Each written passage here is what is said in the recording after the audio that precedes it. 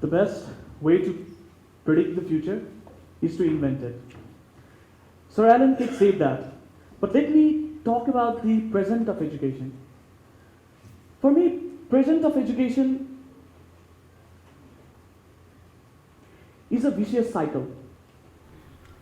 Students think their sole objective is to memorize as much as possible and give assignments, give exams, and get good grades.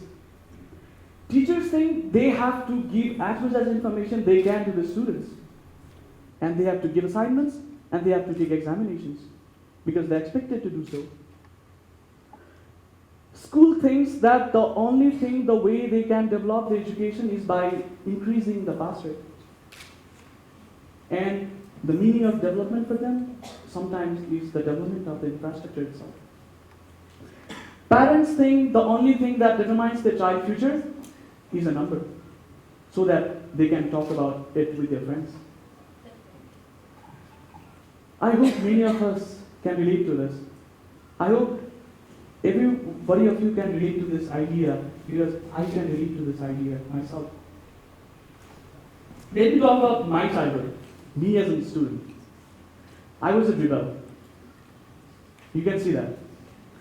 I was a rebel. I was bored because I was not engaged. I was not challenged. And the things that I was learning inside those school walls could not be taken outside those school walls. I thought that this would change after my high school. I thought my engineering would be different. The only thing that changed was my pimples disappeared. Everything else was the same. I was still bored. I was not engaged. I was not challenged. And the things that I was learning inside those college walls could not be taken outside those college walls. After I graduated, I thought I would do something very different. I thought I would create something very new. I started looking for like-minded people, some crazy people like me. I could not find them. I was this close leaving the country. Luckily, I found some like-minded people, and we started our company together. One of the first jobs that we got as a company was to design a vending machine. Because we were engineers, we wanted to do something very different. And we thought that we'd start a product design company in Nepal. Honest to God, we knew nothing about vending machine, but we still did the job.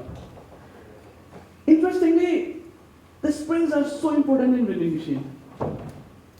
And we had to make them. So we ordered the spring to one of the local hardware guy. He made it. We went there after a week to take it. We measured it, and there was a problem. The lengths were wrong. The diameters were not uniform. And we told him that it doesn't work for us. His answer was, it looks the same. Of course it looked the same. I couldn't explain why precision was so much important to me. I couldn't explain that idea. So that me and my friends had to go to one of the technical school, learn to use the lathe machine ourselves, and had to make that spring ourselves, cutting our hands. With lots of experimentation, prototyping, trying, we finally completed the vending machine. And we delivered it. But these experiences made us realize two things. First, the idea of product design company doesn't work in Nepal. Because there's no ecosystem for it. It could not sustain in this environment. Second, there's a gap. There's a gap between people who design and people who do. There's a gap between people who imagine and between the people who make them real.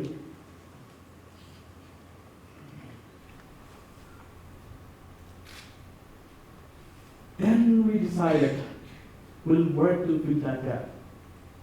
Rather than being frustrated, we thought if that business idea doesn't work, we'll work in that gap, because that seems like a good idea. We thought, and actually that gap was true in ourselves as well, because we couldn't make that springs properly. We knew it was not true in ourselves as well. And lots of prototyping and trying, we were able to make that vending machine. And we wanted to teach this idea. We wanted to share this idea with other fellow engineering students. We can do that. Because we wanted to give them an idea of creating something new, innovating things. They were looking for instructions. We thought that they would take it, they took it, but the challenge was to unlearn the thing they knew, to unlearn the process they thought was right. They were fixed with the ideas. So we thought that we'll work with younger students who have not developed an idea towards learning and attitude towards life. That's when we decided to be an education company for middle school students. We wanted to give them something very different.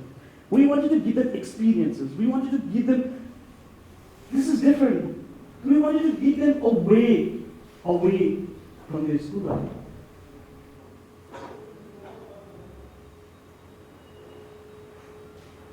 After 2.5 years of working, trying, prototyping, failing, lots of sleepless nights, and with lots of fun, we have a way of teaching. We have a way of doing this thing. We have a way to fulfill that gap. Today I'm going to share a secret with you guys. This is a secret. Did you expect I'll tell you the secret? I'll not tell that.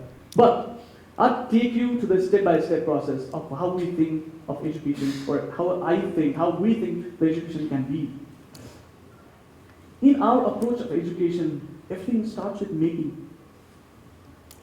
Everything starts with being engaged. And that's one of the biggest problems in education method. Actually, Arogya, he was trying to make a steering wheel for his interactive game.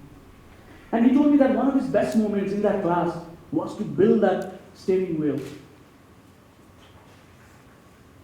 And whenever we're building something, when we're making something, we follow a process. Actually, we have to follow a process, and we follow the process. It's already there in our mind. We call it TMPI. Think, make, play, improve. We already follow it. First we think of doing it, then we do it. Then we test it, and then we improve it. And that's it. Most of the times. Improvement happens for one time, or actually it doesn't happen at all. And most of the times we're just stuck in thinking part. We just keep on thinking.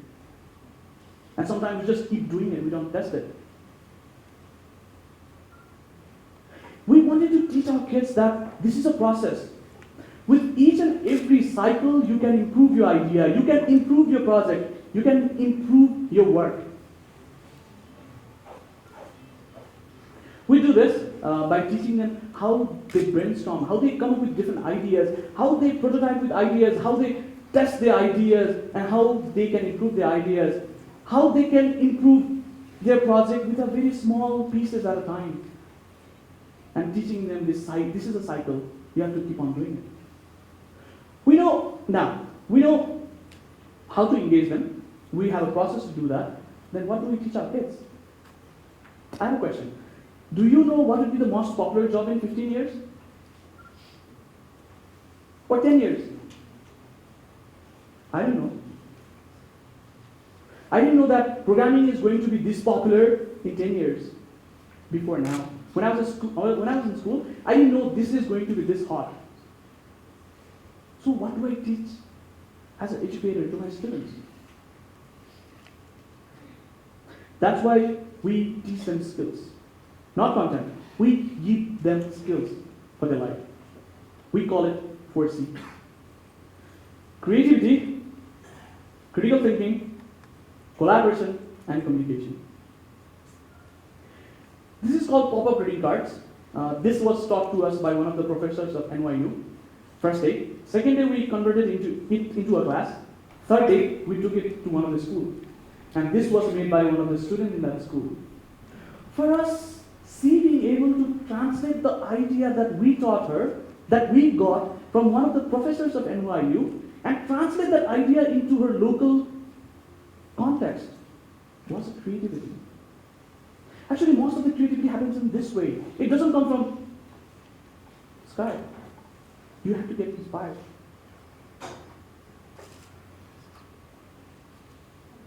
Arogya again, he was trying to connect that steering wheel to the computer. He was not being able to do that. He was trying to figure out which wires to connect and which wires not to connect. As a student, being able to dissect the problem, analyze that problem, and to come up with possible solutions, thinking critically is a very important skill.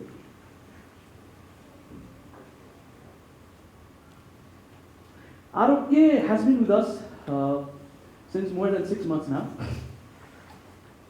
He and his friend are teaching the way they create games to all the younger students. For us, collaboration is not just kids working together on something, but also kids learning from each other. An environment where they can feel supported with each other, where the dependencies are taken away. For us as an educator, being able to let our hands off of them, giving that environment where they can support each other is a collaboration for us. Suryan, who's on the rightmost part of the screen, he's an amazing presenter. We actually call him drama queen in our class. He's an amazing presenter. He ran this class himself. It was a peer feedback around class. He was giving feedback to his other fellow friends about their feedback, about their presentation. For us, communication is not just about telling things or presenting, but also the idea that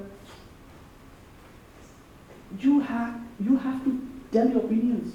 You can give your feedback in a constructive manner. Being able to express your ideas among your friends is a fair enough skill of communication. And the way we package it, now we know that what we want to teach our kids, we have a process to do that, and they're engaged. And the way we package it is through STEAM: science, technology, engineering, arts, and mathematics. We use concepts of science to teach them, we use concepts of technology to teach them, they use concepts of engineering to try and build things, they exercise arts, and arts for us is not just another subject. I think it's what makes us human. It's what that connects us to another human being in a different level. It's the way that we can communicate to another human being in a very different level that words cannot do. That's for the same reason Sanvi and Avani spending so much of time decorating that game, that design, is a very important and time well spent for us. And yes, calculations, the maths, because we want our sprint to be precise. The numbers are important. Being precise, being accurate is important. This is our secret. I have to tell you. This is our way. This is our truth. Do you think this is different? What you might have related to in the beginning? Is this different? We believe it's different because we are different. We are different because of the culture we have. A culture that teaches us to be passionate about our work. One of my friends says the reason he likes teaching at Karkhana is because he can be a musician one day and a geologist the other. A culture where effort is appreciated than the outcome. A culture where failure is a part of the process and actually even rewarded at times. A culture where continuous feedback is the culture of doing things. It's an everyday thing that happens in my office.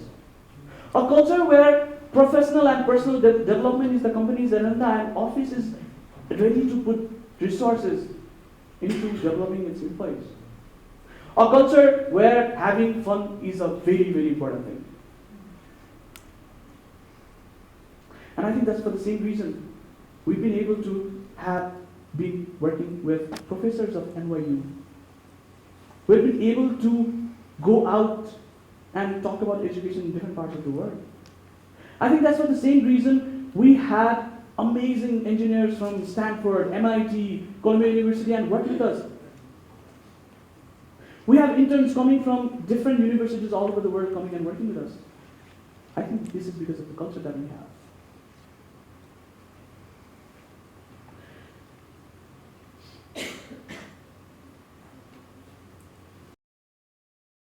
Now what? If I have to consolidate all this idea into one line, what would that be? If I have to teach my student one thing, what would that be? If I have all the time in the world, what would I teach my students?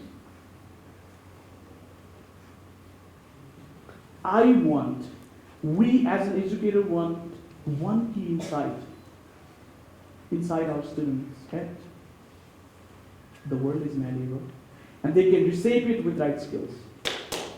As a matter of fact, two of my students this moment are presenting their interactive game in Nepal Art Council along with Nepal's professional artists and engineers. As an educator, that's our first step towards our mission.